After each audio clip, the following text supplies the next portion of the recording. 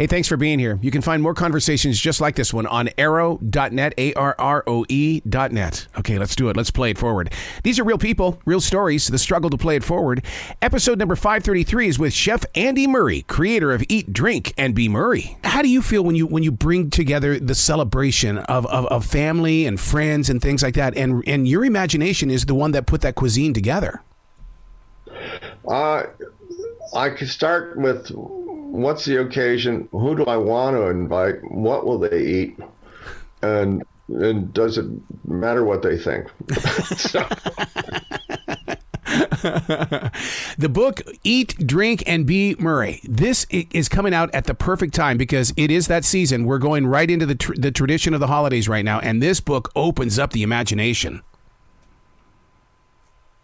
It's a wonderful book. It's a simple book. That's the one thing people should take away from it. That this book shows people they can make a really nice meal, and it's not brain surgery. What? Let's talk. I'm here in the South, and here in the South, we love our fried chicken. Lucille's fried chicken. How would you prepare it in the way that I would make the attempt, but I'm sure it wouldn't taste as great as yours, Chef? Well, my mom's she seemed to use less oil than a lot of people I've made chicken with. She only had it was a 1/4 inch oil on the bottom of the pan. Where I know other people, and you get one of those big skillets, and they put half of it is oil. Yep. Which is not a bad thing either. And then there's people who drop it in the basket.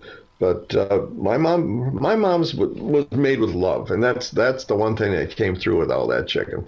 I mean, she made that one night for dinner, and my brother Brian brought John Belushi to dinner. They were in Second City at the time, and John must have eaten 3 chickens that night. John wasn't a big drinker, but he ate a lot of food. Yeah. He loved to eat. That and dessert were his 2 big things, man, and. But yeah, it's my fried chicken. It's my mom's fried chicken. It's pretty darn good.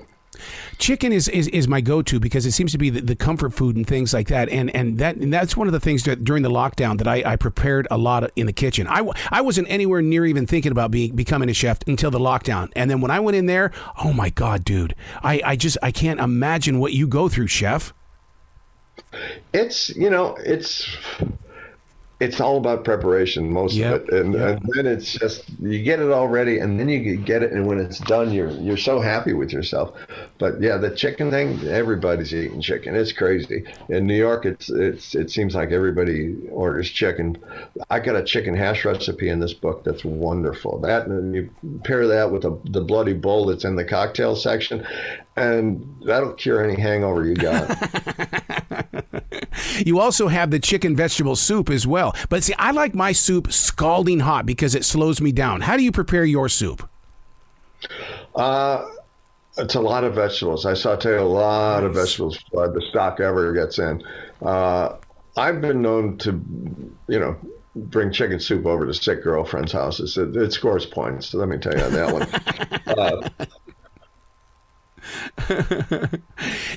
But when you prepare food like that, what is it like to relinquish it in the way that, because I mean I write books, I do radio. When I relinquish the energy, it's like you don't stand there wanting things to come back. But what do you do knowing that your art is now going to be gone in a matter of moments? It's kind of stressful sometimes in the beginning because I make a big deal and I have a dinner party or something. People come over. I can't eat my own food until everybody sat down and has started eating it, and it's almost done. And then I have calmed down enough because my energy level was just, skyrocketing just to get all this food and get it done right.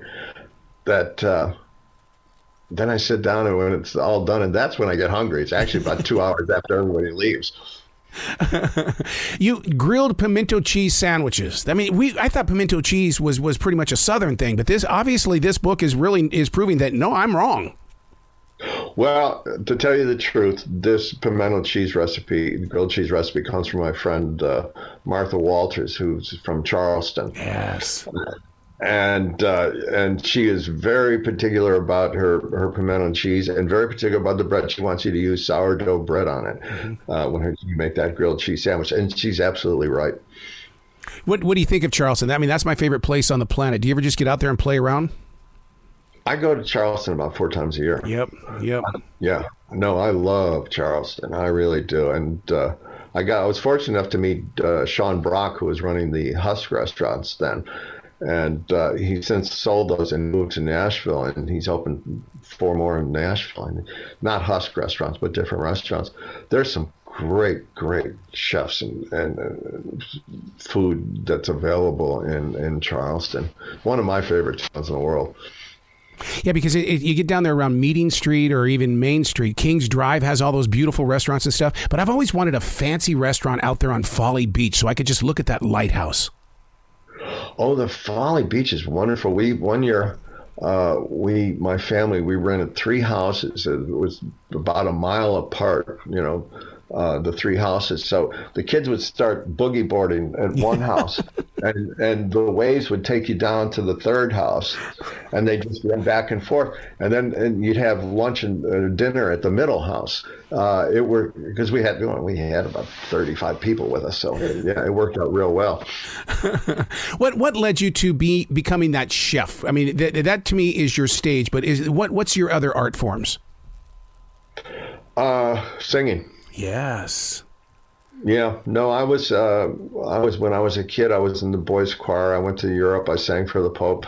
When I was in high school, I was in boys ensemble, and then when I got older, I remember being in this bar with these guys, and I was telling them, I used to sing, and told them about singing for the Pope, and they said, wow, why don't we have some? And I had this is a bar that had a lot of musicians hanging out. It was Steve Hawley, who was a drummer for Wings, and Brian Stanley, who was Tommy Shaw's bass player, Jimmy Vivino, who's Conan O'Brien's music director.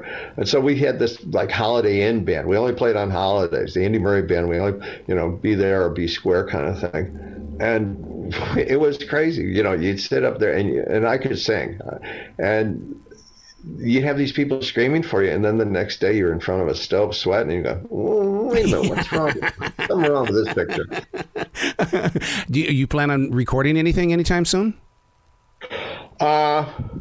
No, my voice has changed a little bit. It's still pretty good, but it's a younger man's game. Yeah.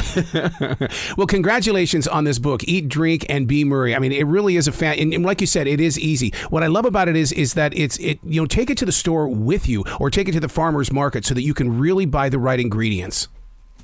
Well, do that. Read the stories. I was told by one lady, it's like a big warm hug. Yep. It's a wonderful Christmas present. It's a memoir and recipes. It's not just recipes. Mm-hmm. So there's some fun stories in there. Well, and the pictures too. Kudos on the pictures. Oh, there's some family pictures people have never seen. There's some pictures I've never saw. There's a picture of my parents when they were like 20 years old at the Aragon Ballroom in Chicago. It's a great picture. Wow. Well, I look forward to talking to you more and more in the future, Chef. Anytime. The door is always going to be open for you. Thank you, Arrow. I appreciate it so much. Listen, you have a great holiday season. Same to you, sir. Be brilliant today. All right. Thank you so much.